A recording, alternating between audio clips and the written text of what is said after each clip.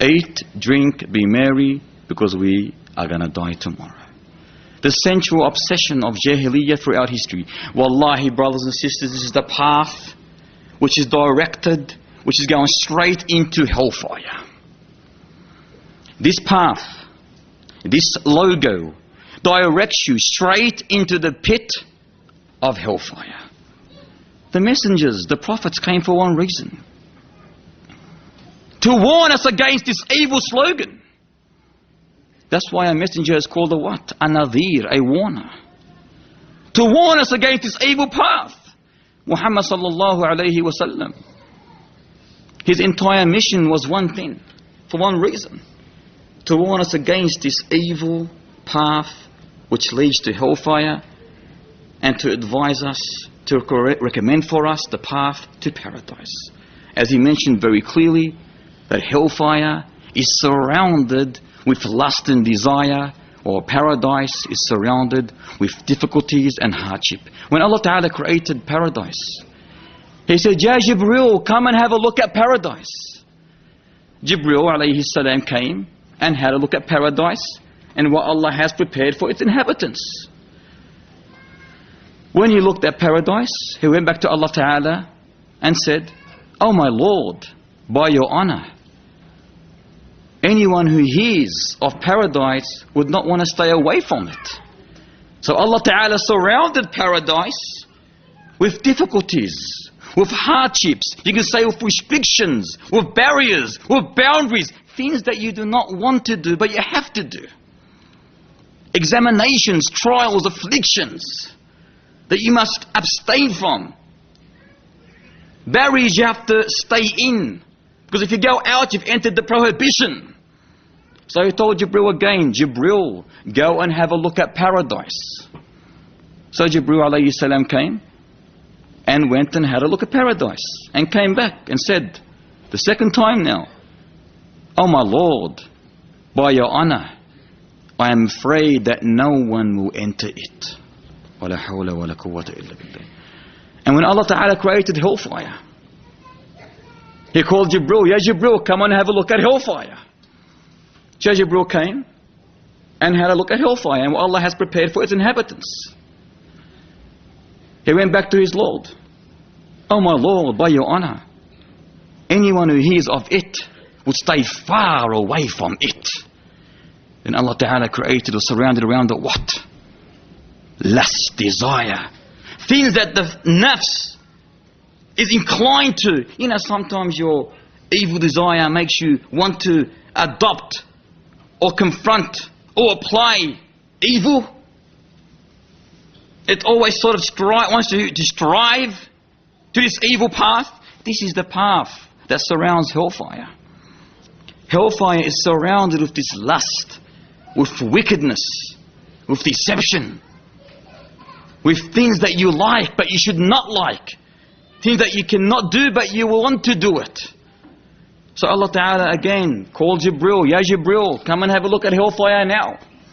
Jibreel came, alayhi salam, and looked at hellfire and came back to Allah Ta'ala and said, Oh Allah, oh my Lord, by your honor, I am afraid that no one will avoid it. I am afraid that no one will be able to be safe from it, escape from it. These ahadith, brothers and sisters, beautifully capture the test of life. Beautifully capture the test of life. Hellfire is a slippery downhill slope. You know when you slip, it's hard to sort of stop yourself from slipping. Consider yourself on something slimy, downhill. You'll keep on rolling. You cannot stand after you slip, if you fall down. This is hellfire. It is slippery, downhill slope. Once you're on it, it's hard to get off it. It looks good, attractive. It promises you instant satisfaction. It makes you feel good, this path. Because it's things that the soul, the desire, the mischievous desire in you would like to implement, would like to do, but you shouldn't do. So once you're on it, it's hard to get off it. Unless you have true faith in the Almighty Lord. makes you feel good, this path. But we ask the drug addict, when he's on drugs, how does he feel? He says, I feel great, I feel on a high, I feel comfortable. However, oblivious of the ruin that awaits them. This path, dear brothers and sisters, is the path of consumerism, materialism. It is a path that promises liberation from all obligations, from all higher authorities, and thus it makes you believe that you are the slave of your own desire. It makes you believe that you have no Lord except your desire. Whatever your desire pleases, whatever your desire wants, you adopt. Eat, drink, be merry, you only live once, make the best of it.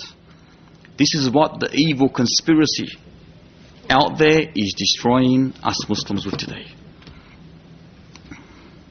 In contrary to this path that leads to eternal doom and gloom, eternal damnation, eternal destruction, is no doubt the path of paradise, which is most definitely the path which is uphill. Hellfire is downhill, paradise is the path uphill. However, as we learn in the narration, it is surrounded with what? Hardships, difficulties, things that you might not want to do, but you should do. But how long are you going to do it for? For only a limited time. The time will end. It would soon end. So be patient. This is why this path needs sacrifice. This path needs self-control, disciplines, and needs patience and perseverance. It needs hard work and firm commitment upon the obligations, the worship, submission to your Creator. It needs the sacrifice of temporary satisfaction for eternal satisfaction. It is a path that is paved by stumbling over blocks and hardship. But you get there. You will get there. Allah Ta'ala has promised this.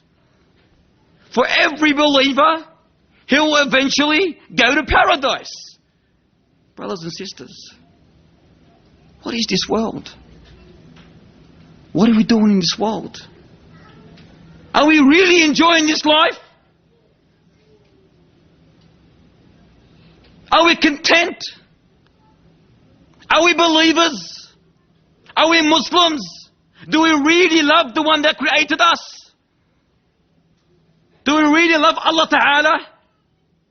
Are we sacrificing our jobs to come and learn Islam?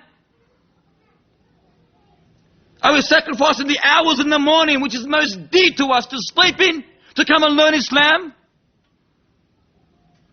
Are we sacrificing things which are futile and trivial, worldly pursuits, for the sake of eternal bliss and gardens of delight? Paradise is the home for every believer. Paradise is our home. This is not our home. This is only a stop, a station between our life in this world and the life in the next. Brothers and sisters, Allah is the all-just. And there is no one more truer than the Almighty Lord. Do not think of yourself as being fooled or oppressed or wronged. Work hard. Love Islam. Be Islam. Live Islam. Sleep Islam. Drink Islam. Stand in Islam. With the flag up high. La ilaha illallah. Let us be Islam Muslims when we die. Let us be ready for this day. Let us not be like Harun Rashid. Let us not be like people who did not prepare themselves. You know, we work hard. Every day, every night, every day, every night. What are we doing? Work, yes. Work is worship. But many of us, our whole life is work. Our life from morning to night, 7 days a week. Bro, come to the lesson. I've got work. That's the excuse. We should live Islam. We should live our lives around Islam, not Islam around our lives. Meaning around our work, our worldly life. Islam should be on top. It is the pinnacle. It is the crest, the highest. It is the summit. It's a pivot. And everything rotates around it. Not it rotating around anything else. That way, you make sure your agenda is, I've got a lesson. Oh, I cannot work, I've got a lesson. I cannot sleep, I've got a lesson. I cannot eat, I'm fasting. I cannot drink, I'm fasting. That's how you should be doing yourself. Working, your agenda. But today, it is the opposite. We are not doing this. We are not preparing ourselves. We have not bought this ticket, which is the ticket of death, the one-way ticket yet. But when you buy this ticket, the one-way ticket, no return, one way, it's for free. Doesn't cost any money. This ticket is for free. Every single one has it. You have this ticket in your pocket now. Every single one of us is carrying a ticket at the moment. A one-way ticket. Not 1 cent to cost you. But we want this ticket to be first class. We want this ticket to be business class, the highest of class. Not economy or middle class, no. But the way to make it first class, business class, is how? To prepare, to work hard, to sacrifice. For tomorrow we are going to enter that little black hole. Tomorrow we are going to enter that little black hole with no electricity in it, no telephone in it, no mother, father, brother, sister, wife, husband, nephew, niece, grandma, grandpa, uncle and aunt. No one at all. No food, no drink, no dinners, no means of comfort. Darkness surrounds you. Angels confront you. Actions unfolded. This is tomorrow. That grave will be either a garden of paradise or a hole in the hellfire. It will be the first stage of the hereafter, the life of the interspace, the life of the grave. If you are saved from it, what comes after it is much, much, much better, much easier. If you are not saved from it, Allahu musta'an, what comes after it? It is apparent, brothers and sisters, that the best protection against the punishment of the grave is to have the true belief